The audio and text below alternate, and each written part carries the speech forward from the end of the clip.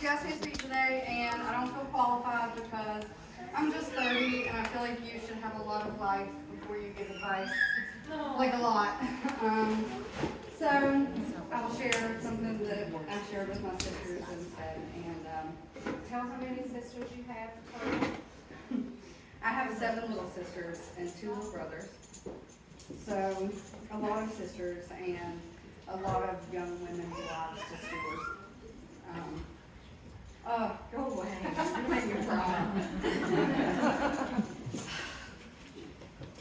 So I was with one of my sisters. You like it? You go right outside with me. Yeah. Go for it. See you later. I think it was Delaney, but one of my sisters, and it could have been any of them. Because the answer probably would have been the same. But we were in the store, and I'm like, go through and pick like your favorite candy bar. We're gonna get a few things for snacks. What do you want for a chip? Pick your favorite candy bar. And I get the answer of whatever is cheapest. And I was like, okay, little Shalina. I know what is cheapest in here. At any point, in any given time, in any store, I can walk in and I can find the cheapest candy bar. I don't need Delaney to tell me anything for me to find the cheapest candy bar in the entire store. What I asked was her favorite, right? Because knowing her favorite meant something to me. Because if God forbid, I should not outlive any of my siblings, but if I were to, I would want to know each of their favorite foods. I would want to know their favorite candy bar. And I wanted to encourage my sisters to take up that space. It is really easy to shrink, to be kind, to be nice, just so that someone else doesn't spend an extra quarter. Why are you crying so? Okay, I cannot look at one. But that's not the point of the question that I asked her. I asked her her favorite thing. Because we can always go and we can always get the cheapest thing available. And we can always go and be convenient. But we can't always share our very favorite thing with the people that we love. And so I want to encourage every woman in here because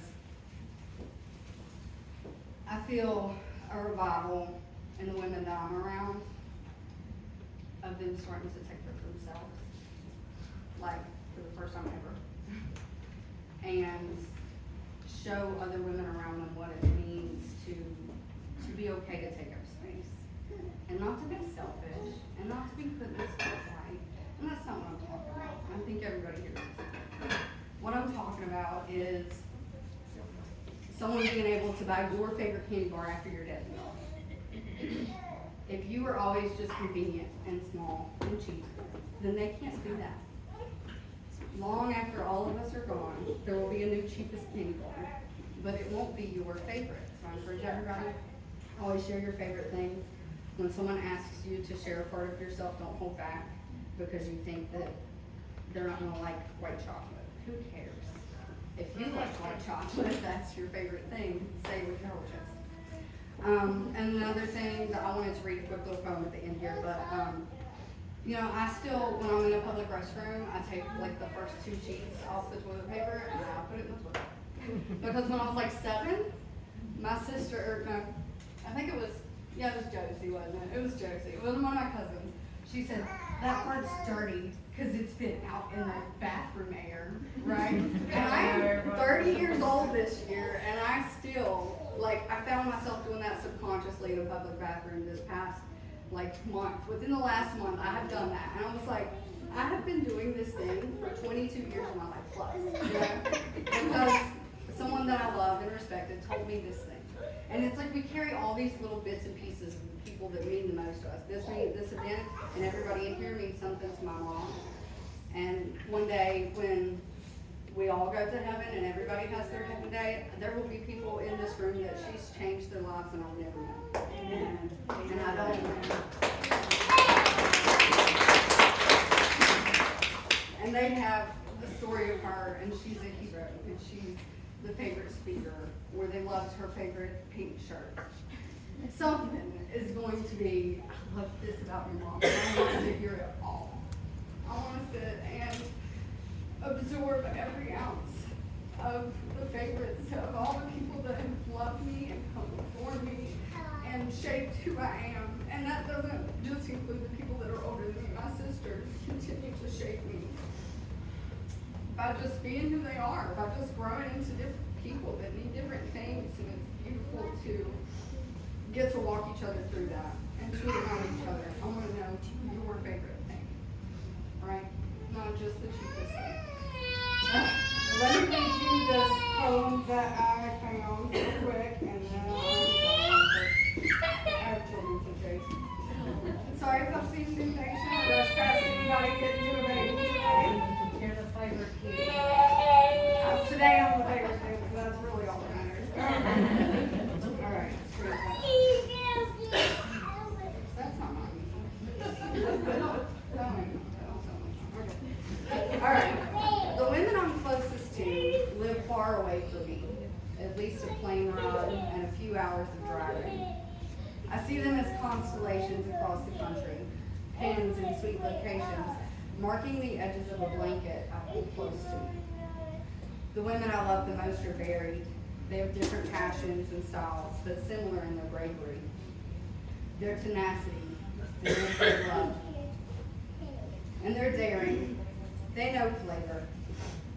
They curate lovingly pastries and gardens and collages and sourdough starters and well-loved pets in their menagerie. They are tree climbers and beachcombers, forest dwellers and city slickers. They like a view. The women I'm closest to are never far from me. They're in how I take my morning coffee and how much music I listen to, the books I read and keep beside my bed, and the magnets on my fridge.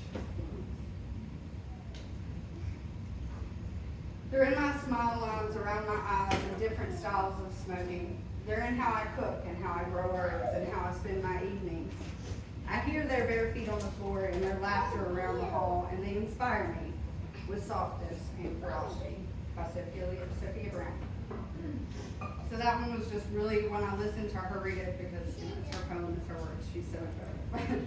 But that felt like a warm hug to me, because I have refrigerator magnets from Alyssa. It's been one of my dearest friends since the first job that I had as an adult. And we have seen lots of things together. Loss, changing lives, getting married, divorce, miscarriages, all of it. Babies, and I hold her dear to my heart. And I want to know her favorite candy bar. And so as we, I want everybody to pick a favorite candy bar. Okay. If you would like one, and if your favorite is to pass back, let me know too. But you guys can just pass this all around, and I want you to look at your favorite, and I want you to look at what there's most of, so that you can be convenient, right? Like, when you pick your favorite candy bar out of that, don't let it be because of any other reason than you love that one, right? And I love you, listen, I can't wait to hear you talk. I hope I'm here when you get up here.